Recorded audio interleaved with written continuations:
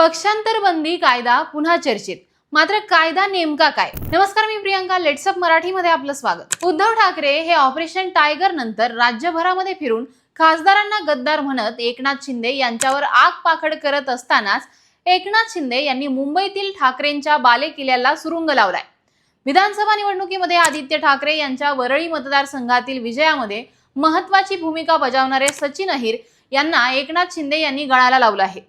सचिन अहिर यांनी मंगळवारी शिंदे गटाकडून विधान परिषदेच्या उपसभापतीचे उमेदवार म्हणून अर्ज दाखल केला, तेव्हा राजकीय वर्तुळाला आश्चर्याचा मोठा धक्का बसला। आता या सगळ्यानंतर सचिन अहिर यांच्यावर पक्षांतर बंदी कायद्याअंतर्गत कारवाई होणार की नाही अशी चर्चा सुरू झाली आहे। मात्र हा पक्षांतर बंदी कायदा नेमका काय आहे तेच आज आपण जाणून घेणार आहोत। आता कायदा नेमका काय आहे? भारतात एखादा खासदार किंवा एखादा आमदार एका पक्षाच्या तिकिटावर निवडून येतो आणि नंतर सत्ता, पद किंवा राजकीय फायद्यासाठी दुसऱ्या पक्षात जातो। याला पक्षांतर म्हटलं जातं। पक्षांतर म्हणजे एक पक्ष सोडून दुसऱ्या पक्षात प्रवेश करण्याची प्रक्रिया। पण सध्याच्या हितसंबंधांच्या राजकारणातून कुणीही कसंही पक्षांतर करू शकतं। त्यामुळे पक्षांतरावर निर्बंध आणण्यासाठी पक्षांतर बंदी कायदा अस्तित्वात आलाय। पक्षांतर बंदी कायदा मार्च 1985 साली लागू करण्यात आला।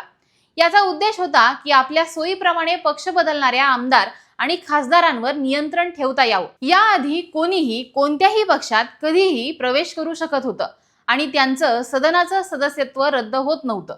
त्यावेळी आयाराम गयाराम ही म्हण प्रचलित होती। 1967 साली हरियाणातले एक आमदार गयालाल यांनी एका दिवसात 3दा पक्ष बदलला, तेव्हापासून ही म्हण प्रचलित झाली। पण 1985 साली राजीव गांधी यांच्या नेतृत्वाखाली काँग्रेस सरकारने या विरोधात एक विधेयक आणलं, ते मंजूर झालं आणि हा कायदा अस्तित्वात आला। 1985 मध्ये संविधानात 10वी अनुसूची जोडण्यात आली। यानुसार एखाद्या लोकप्रतिनिधीने पक्षांतर केल्याच्या कारणावरून सभागृहातील इतर सदस्यांनी केलेल्या याचिकेनंतर संबंधित लोकप्रतिनिधीचं सदस्यत्व रद्द करण्याचे अधिकार हे पीठासीन अधिकाऱ्यांना म्हणजेच विधानसभा किंवा लोकसभा अध्यक्षांना देण्यात आले आहेत। पक्षाचा आदेश म्हणजेच व्हीप न मानणं किंवा संबंधित पक्षाचा राजीनामा दिल्यास त्यांचं सदस्यत्व हे आपोआप रद्द होतं। हा कायदा विधानसभा आणि लोकसभा या दोन्ही ठिकाणी लागू आहे। पक्षांतर केलं तरीही या लोकप्रतिनिधींचं सदस्यत्व रद्द होऊ शकतं। आता या पक्षांतर बंदी कायद्याचा मुख्य उद्देश नेमका काय?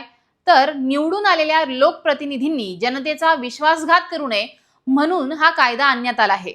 तसेच पैशासाठी किंवा सत्तेसाठी पक्ष बदलण्यावर नियंत्रण ठेवणं, त्यानंतर सरकार स्थिर ठेवणं आणि राजकीय भ्रष्टाचार कमी करणं हे सगळे उद्देश या कायद्यामागे आहेत। आता हा कायदा नेमका कधी लागू होतो? यातला पहिला प्रकार आहे जर कोणत्याही आमदाराने किंवा खासदाराने स्वतःहून आपल्या पक्षाचा राजीनामा दिला तर हा कायदा त्यांना लागू होतो। दुसरा प्रकार आहे जर कोणत्याही निवडून आलेल्या आमदार किंवा खासदाराने पक्षाच्या आदेशाचं किंवा विचारसरणींचं उल्लंघन केलं तरी देखील हा कायदा त्यांच्यासाठी लागू होतो। तिसरं कारण आहे जर निवडून आलेल्या सदस्याने पक्षाचा व्हीप मांडला नाही तरी देखील त्यांच्यावर या कायद्यानुसार कारवाई केली जाते। पण या कायद्याला एक अपवाद सुद्धा आहे।